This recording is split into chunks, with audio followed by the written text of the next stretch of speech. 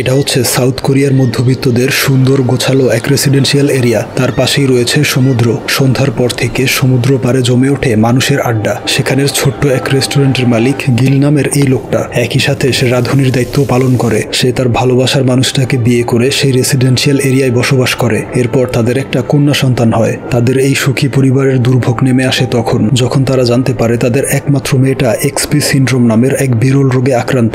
যদি সূর্যের আলো সরাসরি স্কিনে লাগে তাহলে ত্বক ও চোখের ক্যান্সার, শ্রবণ ও স্মৃতিশক্তি হ্রাস এবং মস্তিষ্কের অন্যান্য সমস্যাও হতে পারে, যার কোনো সঠিক চিকিৎসা নেই। এই কারণেই ছোটবেলা থেকেই সে রাতের বেলা ঘুরতে বের হতো আর দিনে ঘরেই থাকতো। জানালার গ্লাস আটকে বাহিরে তাকিয়ে থাকতো। সেই এরিয়ায় আসতো একজন ফল বিক্রেতা। মাঝে মাঝে সে তার ছেলেকেও সাথে নিয়ে আসতো। এদিকে সল দূরবীন দিয়ে দেখতো সেই ছেলেটাকে। এভাবে বহু বছর কেটে যায় আর এখনো ছেলেটা মাঝে মধ্যেই আসে ফল বিক্রি করতে। সল প্রতিদিন ঘুম থেকে উঠে তার মাছগুলোকে খাবার দেয়। এরপর ফ্রেশ হয়ে জানালার কাছে অপেক্ষায় থাকে দূরবীন নিয়ে। ছেলেটার হাসিতে তার মন ভালো হয়ে যেত। তখন তার বান্ধবী কিয়ং এসে বলে, তুমি আবারও গোয়েন্দাদের মতো তাকে ফলো করছো, তার চেয়ে বরং সরাসরি তার সাথে কথা বলো। সল বলে, তুমি কি অন্ধ? সূর্যের আলোয় বাহিরে কিভাবে যাব? কিয়ং তাকে সান প্রোটেক্টেড ড্রেস দেখিয়ে বলে, ওইটা পরে যাও। সল বলে, এমন অদ্ভুত লোকে আমাকে দেখলে সে পালাবে। কিয়ং বলে, যদি সে এই এরিয়ায় আসা বন্ধ করে তাহলে কোথায় খুঁজে পাবে? নাম, ফোন নাম্বার কিছুই জানো না। এই শুনে সলের মাথায় একটা আইডিয়া আসে। কিয়ংকে পাঠায় তার নাম, ফোন নাম্বার জানার জন্য। এরপর ফিরে এসে বলে, ছেলেটা আমাকে পছন্দ করেছে। আমার পছন্দের ফল কোনটা জিজ্ঞেস করে একটা ফ্রিতে দিয়েছে, তবে তার নাম, ফোন নাম্বার জিজ্ঞেস করতে মনে ছিল না। এরপর তারা নিচ তলায় চলে আসে। সল দেখে তার মা অনেকগুলো ফল কিনে এনেছে। এতগুলো কেনার কারণ জিজ্ঞেস করলে সে কিয়ংয়ের মতো একইভাবে বলে, ফল বিক্রেতা ছেলেটা আমাকে একটা ফ্রিতে দিয়েছে, তাই খুশি হয়ে এতগুলো কিনেছি। এই শুনে সল কিয়ংকে বলে, ছেলেটা ভালো, তাই সবার মতো তোমাকেও ফ্রিতে দিয়েছিল, আর তুমি ভেবে বসলে সে তোমাকে পছন্দ করে। তারপর রাতের বেলা তার বাবা মিস্টার গিল ড্রিঙ্কস করে বাড়ি ফেরে। মেয়ের ভয় লুকিয়ে রুমে ঢুকতে গেলে ধরা পড়ে যায়। সল অ্যালকোহল মাপান মেশিন সামনে ধরে ফু দিতে বলে। ধরা খেয়ে জরিমানা হিসেবে টাকা দিতে হয়। সে টাকা বাড়িয়ে দিয়ে বলে, আজকে গান শোনাতে হবে। তারপর সল গিটার নিয়ে বসে পড়ে। তার অসাধারণ গান শুনে তার বাবা কান্না করে দেয়। বলে, তোমার গানগুলো আরো বেশি মানুষের কাছে পৌঁছানো উচিত, তুমি ভালো সিঙ্গার হতে পারবে। সল বলে, অলরেডি শত শত সিঙ্গার রয়েছে, তাদের রেখে আমার গান কে শুনবে? পরদিন সকালে জানালার কাছে দাঁড়িয়ে থাকে ফল বিক্রেতার অপেক্ষায়। ছেলেটা সেদিন আসে না।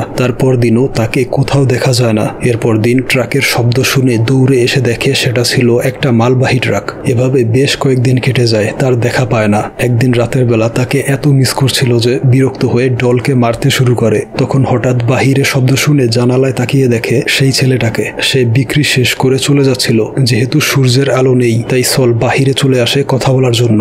এরপর অনেকক্ষণ যাবৎ পিছু করে একদম ক্লান্ত হয়ে পড়ে। গাড়িটা অনেক দূর চলে গিয়েছিল, তাই শেষ চেষ্টা হিসেবে চিৎকার করে ডাক দেয়। তার ডাক শুনতে পেয়ে ট্রাক পেছনে নিয়ে আসে। ছেলেটা দেখে সল জুতো ছাড়াই চলে এসেছে। ঘেমে হাঁপিয়ে অবস্থা শেষ। সে জিজ্ঞেস করে, আপনি ঠিক আছেন? সল বলে, আমার কিছু আপেল লাগবে। এরপর টাকা দিয়ে আপেল নিয়ে নেয়। সে বলে, আপনি নিশ্চয়ই আপেল খুব পছন্দ করেন, তা না হলে এই রাতের বেলা খালি পায়ে এভাবে কেউ দৌড়াতে পারে না। সল বলে, শুনেছি আপনার আপেল সেরা, আর কয়েকদিন ধরে এখানে আসেননি, তাই মিস করতে চাইনি বলে দৌড় দিয়েছি। সে বলে, কাল থেকে আবারও সকালে আসবো। সল বলে, আমি সকালে কাজে থাকি, আপনি কি সূর্যাস্তের পর আসতে পারবেন? ছেলেটা বলে, আমার অন্যান্য কাজ করতে হয়, তাই শিওর বলতে পারছি না। এই শুনে তার ভীষণ মন খারাপ হয়। ছেলেটা গাড়িতে উঠে দেখে সে হতাশ হয়ে দাঁড়িয়ে আছে। এই দেখে গাড়ি থেকে নেমে আসে। তার কার্ড দিয়ে বলে, প্রয়োজনে কল করবেন, ফল নিয়ে চলে আসবো। কার্ড পেয়ে খুশিতে প্রায় কান্না করার অবস্থা হয়। পরদিন কিয়ং বলে, বিশ্বাস হয় না, তুমি সত্যিই তার সাথে কথা বলে নাম্বার নিয়েছো?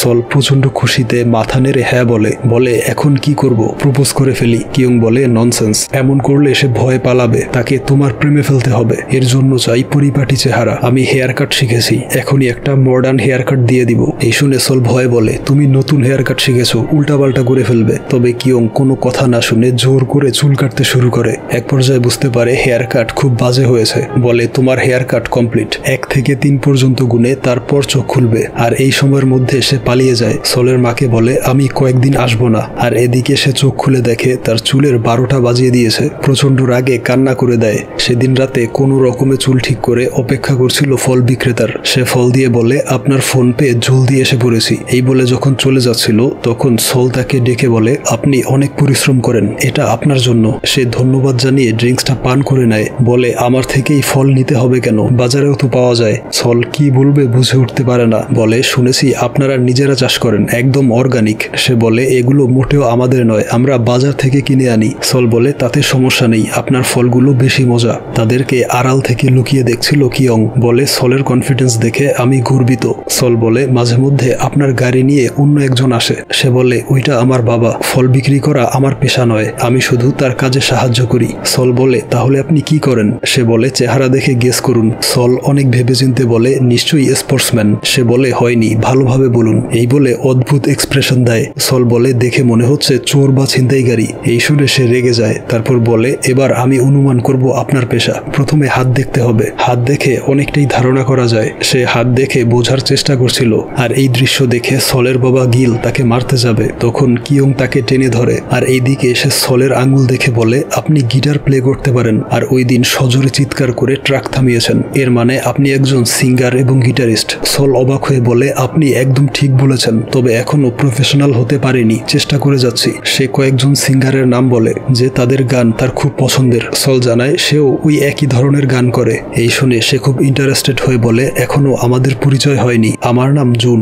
এরপর দিন কিয়ং সলের বাড়িতে আসতেই দেখে সল কেচি নিয়ে দাঁড়িয়ে আছে। বলে আমাদের কিছু হিসেব বাকি। তারপর দেখা যায় সে খুব বাজেভাবে কিয়ং এর চুল কেটে দিয়েছে। এরপর গত রাতে জুনের সাথে কি কথা হয়েছে তা শেয়ার করে। সব শুনে কিয়ং বলে এখন দ্বিতীয় স্টেপ হচ্ছে তাকে গান শুনিয়ে প্রেমে ফেলো। আজ রাতেই গিটার নিয়ে পার্কে অপেক্ষা করবে, তাকে কল করে বলবে পার্কে ফল নিয়ে আসতে, এরপর সুযোগ বুঝে গান শুনিয়ে দিবে। সল তার কথা মতোই প্ল্যান করে। জুন ফল নিয়ে পার্কে চলে আসে। বলে এখানে কি করছেন? সল বলে চাইলে একটু বিশ্রাম করতে পারেন। এই শুনে জুন বসে পড়ে, আর সে কিছু না বলে বাজেভাবে গিটার বাজিয়ে গান গাইতে শুরু করে।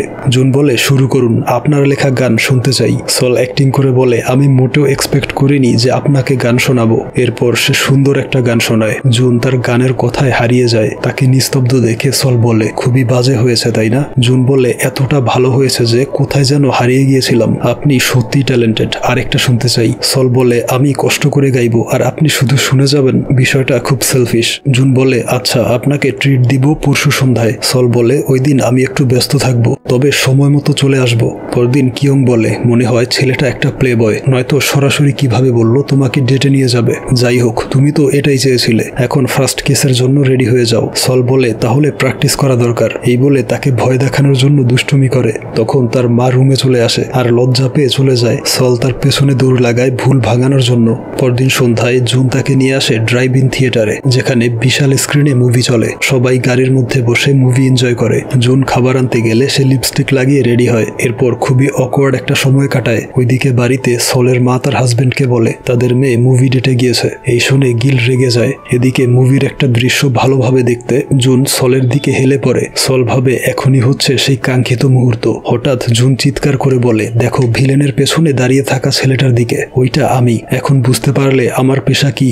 এরপর ফেরার পথে বলে তুমি ভবিষ্যৎ সিঙ্গার আর আমি হব অ্যাক্টর। ভেবে দেখো যদি আমাদের বন্ধুত্ব টিকে থাকে আর 10-15 বছর পর যদি আমরা সেলিব্রিটি হয়ে যাই, তাহলে নিউজ মিডিয়ায় আমাদের নিয়ে কত আলোচনা হবে। এই শুনে সলের মন খারাপ হয়ে যায়। তার রোগটা তাকে ততদিন বাঁচতে দিবে কিনা জানে না। বলে ভবিষ্যৎ অনিশ্চিত, আমি বর্তমান নিয়ে ভাবি। জুন বলে কনফিডেন্স রাখো, তুমি নিশ্চয়ই সিঙ্গার হতে পারবে। সে কিছু না বলে সোজা চলে যায়। তার বাবা তার অপেক্ষায় ছিল। মলিন চেহারা দেখে বলে দেখে মনে হচ্ছে না তুমি ডেটে গিয়েছিলে, তোমার রোগটার কথা তাকে বলে দিও। এরপর দিন জুন ভাবছিল সে এমন কি বলেছে যার জন্য সল কিছু না বলে চলে গেল। তখন সল টেক্সট করে জানায় সন্ধ্যায় দেখা করবে। সন্ধ্যাবেলা সে আসে তার রোগের কথাটা বলার জন্য, কিন্তু কিভাবে শুরু করবে বুঝতে পারছিল না। টেনশনে একের পর এক ড্রিঙ্কস করে মাতাল হয়ে যায়। উল্টো পাল্টা বলতে শুরু করে। বলে যেদিন প্রথম তোমায় দেখেছিলাম দেখে মনে হয়েছে তুমি একটা সুন্দর ফল। তার এসব আজগুবি কথা শুনে জুন হাসতে থাকে। সে মাতাল হয়ে পড়ে যাচ্ছিল।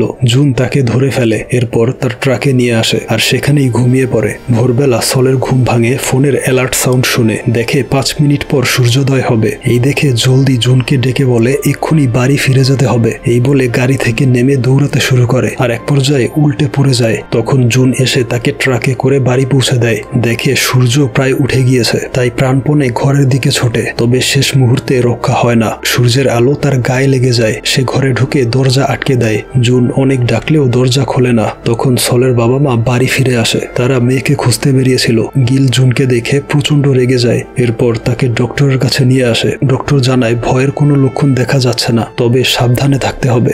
এরপর 2 দিন পার হয়। জুন অনেক ট্রাই করেও তাকে ফোনে পায় না। চলে আসে গিলের রেস্টুরেন্টে। এদিকে বাড়িতে তারা ডিনার করছিল।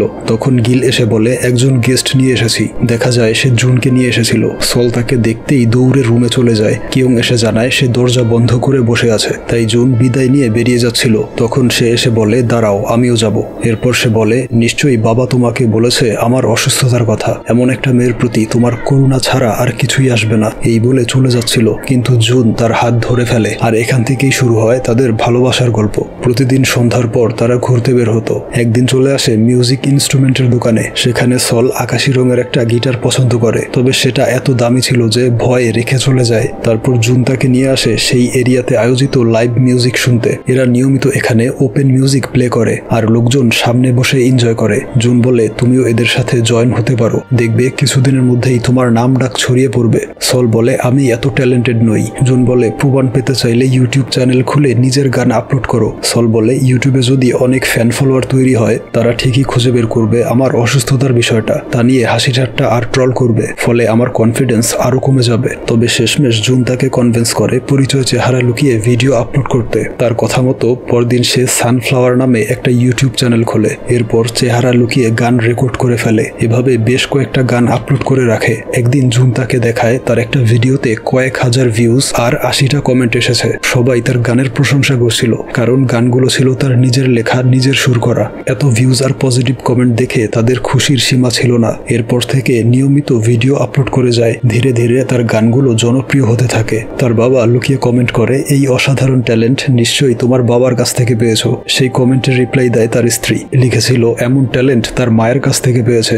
দেখতে দেখতে তার 1 লাখ সাবস্ক্রাইবার হয়ে যায়। জুন কেক কেটে সেলিব্রেট করে। সল বলে এর সম্পূর্ণ ক্রেডিট তোমার, তুমি না থাকলে এটা কখনোই সম্ভব হতো না। তারপর জুন তাকে একটা গিটার উপহার দেয়। খুলে দেখে এটা হচ্ছে সেই দামি গিটারটা। সে বলে এত টাকা কোথায় পেলে? জুন বলে ভুলে যেও না আমি একজন অ্যাক্টর এবং এই এলাকার টপ ফ্রুট সেলার। এরপর সে তার লেখা নতুন একটা গান শোনায়। গান শেষে দেখে জুন তার জন্য ফায়ারওয়ার্কসের আয়োজন করেছে। সে অবাক হয়ে সেই দৃশ্যটা উপভোগ করে। পরদিন ঘুম থেকে উঠে কমেন্ট চেক করে। হঠাৎ একটা কমেন্ট তার চোখে পড়ে। লেখা ছিল আমি জানি কি এই সানফ্লাওয়ার। এই দেখে সল ভয় পেয়ে যায়। তার গ্রুপে গিয়ে দেখে কেউ একজন স্ক্রিনশট নিয়ে তার পেছনের মন্দিরটা মার্ক করে বলেছে এই জায়গাটা আমার এলাকার। আর ভিডিওতে দেখা গিয়েছিল নীল রঙের জানালাগুলো সবসময় বন্ধ থাকে, অর্থাৎ এটা হচ্ছে নীল জানালার সাদা রঙের 2 তলা বাড়িটা। আর এই বাড়ির মেয়েটা হাস্যকর রোগে আক্রান্ত। সে দিনের বেলা বাহিরে যেতে পারে না। অবস্থা অনেকটা ভ্যাম্পায়ারের মতো, যারা শুধু রাতে বের হয়। এইসব কমেন্ট পড়ে সে একদম হতবাক হয়ে যায়। তার বাবা মাও এসব দেখতে পায়। তারা বুঝতে পারে মেয়ের মনের অবস্থা। এরপর সে চুপচাপ বেরিয়ে পড়ে। জুন তার কাছে ক্ষমা চায়, বলে যদি চ্যানেল খুলতে না বলতাম তাহলে এসব হতো না। সল ডিসাইড করে আর ভিডিও আপলোড করবে না। এভাবে কয়েকদিন কেটে যায়। একদিন কেউ একজন তাকে মেইল করে। দেখে একটা মেয়ে বলছে সেও এক্সপি সিনড্রোমে আক্রান্ত। ভেবেছিল এই রোগ নিয়ে কখনোই কিছু করতে পারবে না। তবে সলের গান শুনে আর সফলতা দেখে সে অনেক বেশি কনফিডেন্ট। এই ভিডিও দেখে সে উঠে পড়ে, চলে যায় ইউটিউব লাইভে। সেখানে তার জীবনের সব ঘটনা শেয়ার করে। এতে অডিয়েন্সের কাছে সে আরো বেশি জনপ্রিয় হয়ে ওঠে এবং সবাইকে আমন্ত্রণ জানায় আজ সন্ধ্যায় তার এলাকার ওপেন প্লে মিউজিক শোতে গান গাইতে যাবে। সন্ধ্যাবেলা সেখানে চলে আসে। সল প্রথমে ভয় ছিল যে এখানে গান গাওয়ার সুযোগ পাবে কিনা, কিন্তু দেখা যায় এখানে যারা শো করে তারা সলকে দেখে খুব এক্সাইটেড হয়ে পড়ে আর জানায় তারা সলের ডাইহার্ড ফ্যান।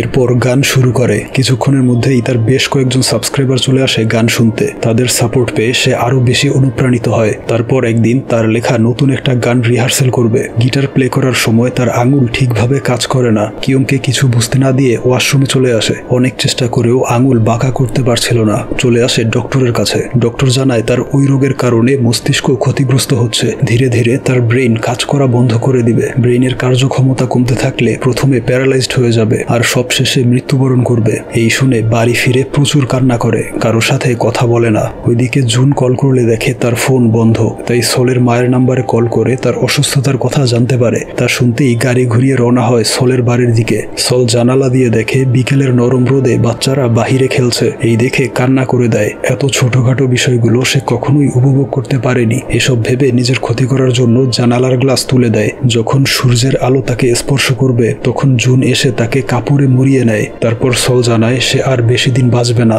এই শুনে জুন কান্নায় ভেঙে পড়ে। সল বলে চোখ মুছে নাও, তুমি তো আমার থেকেও বেশি ভেঙে পড়েছ।